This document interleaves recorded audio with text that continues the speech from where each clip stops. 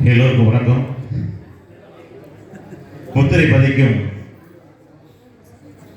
சித்திரை நிகழ்வுகள் போல எந்த ஒரு நிகழ்வை நடத்தினாலும் சரித்திரம் படைக்கும் எங்கள் நவீன் ஃபைனான்ஸ் கூட்டு குடும்பத்தின் எங்கள் தலைவர், பாசத்திற்கும் மரியாதைக்கும் உரிய இந்த விழாவை ஏற்பாடு செய்து தந்த நவீன் பன்னீர்செல்வம் அவர்களுக்கும் இந்த விருதை வழங்க வேண்டும் என்று உத்வேகத்தோடு தன் தந்தையை போல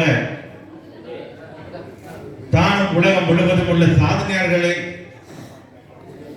உருவாக்கி அவர்களை வெளிக்கொண்டு வரக்கூடிய பொறுப்பை ஏற்றிருக்கும் all India press media reporter association தலைவரும் மக்கள் உரிமைகள் பாதுகாப்பு கழகத்தின் நிர்வாக செயலாளரும் எண்ணற்ற சமூக சேவை பணிகளில் தன்னை ஈடுபடுத்திக் கொண்டு பலன் எதிர்பாராமல் உதவி செய்யக்கூடிய என் அன்பு சகோதரர் சேவை செம்மல் காயல் டாக்டர் ரஷ்மி ரூபி அவர்களுக்கும் அவங்க அப்பா உலகம் முழுவதும் புகழ் பெற்றவங்க காயல் ஷேக் முகமது ஐயா. ஈச்சை மரத்து இன்பச்சோலையில் தமிழகத்து தற்காக்களை காண வருவோம் என்ற பாடல் எல்லா மதத்தினரையும் நின்று கேட்க சொல்லும் அந்த வெண்கல குரலுக்கு வித்தாக அவருடைய பெயரை பறைசாற்றும் விதமாக இங்கு தன்னுடைய சேவையில் முத்திரை வைத்துக் கொண்டிருக்கிற அன்பு சகோதரருக்கு இந்த விழாவில் அருமையான ஒரு இசை கச்சேரி. முதல்ல ஆரம்பத்தில் ரொம்ப ஸ்லோவா தான் இருந்துச்சு. நான் கூட அருமையான ஆடிகள் சொல்றேன், ரொம்ப ஸ்லோவா இருக்கு, புது பாட்டு ரொம்ப இதா இருக்குன்னு சொல்லி ராஜா எனக்கு வாழ்த்துக்கள். ஏன்னா அந்த பழைய பாட்டை யாராலையும் இப்ப பாட முடியாது. முதல்ல அவர் பாடினார் ஒரு பாட்டு, இறைவன் எங்கே என்று. இன்னைக்கு சினிமா துறையில யாருக்குமே வழிவிட மாட்டாங்க, யாரையும் வாழ்த்த மாட்டாங்க.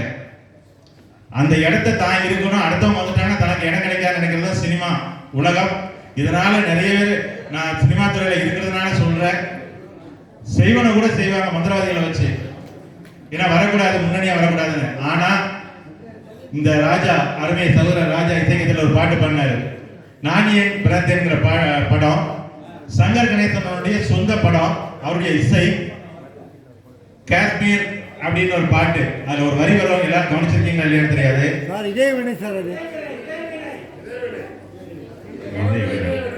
இறைவனை மன்னிக்கணும்,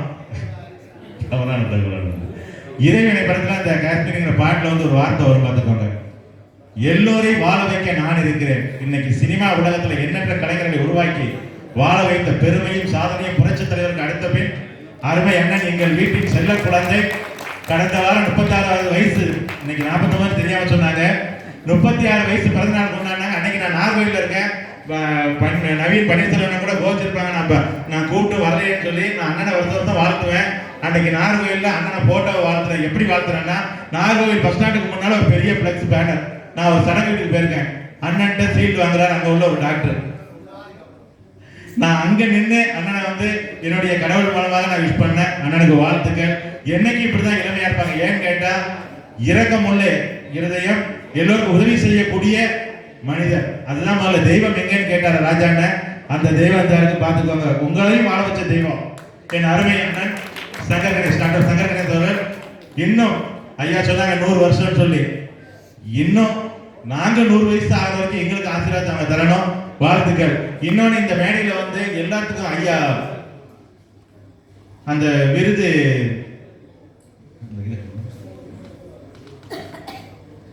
ஒவ்வொருத்தருக்கும் இங்க விருது வழங்கினாங்க.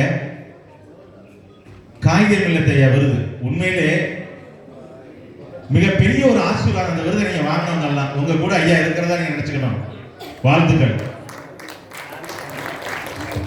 ஏன்னா எல்லாருமே வணங்கக்கூடிய அவரை பற்றி நாங்கள் சொல்லியிருக்கோம், தப்பு பண்ணிட்டேன், எல்லாரும் அவர் மன்னிப்பாளர் நினைக்கிறேன்.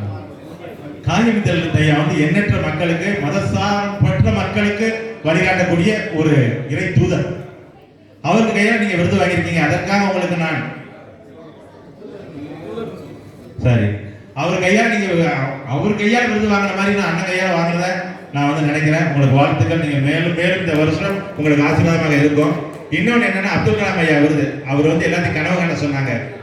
அந்த அப்துல் கலாம் ஐயா விருது யாருக்கு சரியாக பொருந்தும் என்றால், இன்னொரு பாடல் மனிதன் எங்கே என்று கேட்டிருப்பார் ராஜா இந்த பேட்டையில். அந்த உண்மையான மனிதனை இங்கு உங்களுக்கு அடையாளம் காட்டுகிறேன். என் பாசத்திற்கும் மரியாதைக்கும் உரிய தென்காசி காவல்துறை ஆய்வாளர் எங்கள் அண்ணன் ஆடிவேல் அவர்கள். நீங்க எல்லாரும் எந்திரிச்சு ஒரு நிமிஷம் நின்று அவருக்காக ஒரு கை தட்டீங்கன்னா எதுக்காகங்கிறது நான் சொல்றேன், உங்களுக்கு அது பிரயோஜனமா இருக்கும். நன்றி, உட்காருங்க.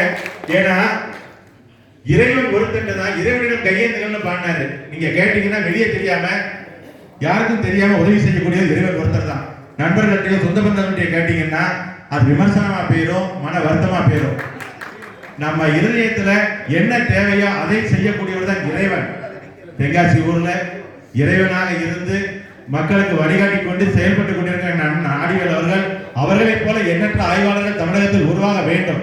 ஏன்னு சொல்றேன்னா, ஒரு ஆக்சிடென்ட்ல ஒரு தாயும் தகப்பன் இறந்து போறாங்க.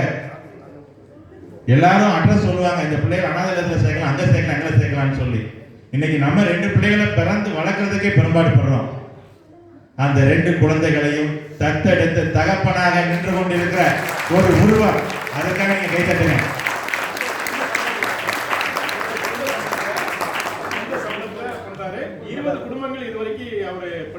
எண்ணற்ற குடும்பங்களை இதுவரைக்கும் நான் என்ன காவல்துறையில வந்து நிறைய நான் பழகிருக்கேன், நிறைய ஐபிஎஸ் ஆபீசர் நிறைய பழகிருக்கேன். என்னுடைய அன்பு அண்ணன் நட்பு என்னும் சொல்லுக்கு இலக்கணம் அருமை அண்ணன் நாஞ்சில் தாம்சன் இங்க வந்திருக்காங்க.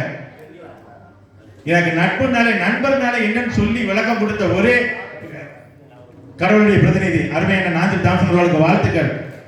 எண்ணற்ற நண்பர்களை அன்பு உள்ளங்களை கொள்ளை கொண்டவர் அவருக்கு வந்திருக்காங்க. காவல்துறை இதை வந்து தெரியும். ஏன்னா அந்த காவல்துறையில தன்னுடைய சொந்த பணத்துல இன்னைக்கு எண்ணற்ற உதவிகளை செய்து கொண்டு அந்த காவல்துறையில இருந்து எந்த ஊர்ல இருந்து அவங்க டிரான்ஸ்பர் போட்டாலும் நம்ம டிவியில பார்க்கலாம். ஆனா ஆடியோல டிரான்ஸ்பர் போட்டு அந்த மக்கள் எல்லாம் போராட்டம் பண்ணுவாங்க. இதுதான் உண்மையான கடவுளின் உதவி, அன்பு.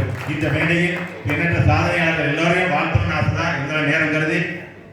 இன்னொன்று என்னன்னா, புரட்சி தலைவர் இந்த மேடையில உருவாக்க நம்ம பார்த்தோம். அருமை சகோதரர் செல்வமணி பாட்டு ஸ்லோவா இருக்கேன்னு நான் சொல்லிட்டு இருக்கும் போது அவர் பாண்டாருப்பாங்க புரட்சி தலைவர். அந்த நாடி நரம்பெல்லாம் அவருக்கு துடிச்சிட்டு வருது அந்த மியூசிக்ல. புரட்சி தலைவர் ஐயா வந்து பொன்னந்தி மாலை போடுது அந்த பாட்டுக்கு வந்து 114 மெட்டு போட்டு எதுவுமே கிடைக்க கடைசி ஒரு மட்டும் தேர்ந்தெடுத்தா அண்ணன் தான் எனக்கு சொல்லியிருக்காங்க. அதே மாதிரி அந்த உணர்ச்சியோட புரட்சி தலைவர் காட்சி எடுத்து அவருக்கு நன்றி. வந்திருக்கிற எல்லாருக்கும் வாழ்த்துக்கள். சாதனையாளர் விருது வாங்கி எல்லாத்துக்கும் நன்றி. மறுஜன்மம் இருக்கா இல்லையாங்கிறது வந்து யாருக்குமே தெரியாது. அப்படியே இருந்தாலும் நம்ம பிறந்தாலும் இந்த மாதிரி நல்ல உள்ளங்களோட மேடையில் நிற்போமா என்பது உறுதியில்லை. ஆகவே இருக்கும் வரை பிறரிடம் அன்பு செய்யுங்கள், இறக்கும் வரை உங்களால் முடிந்ததை இந்த உலகுக்கு செய்யுங்கள். உங்கள் சந்ததிகளை இந்த உலகம் போற்றட்டும். நன்றி.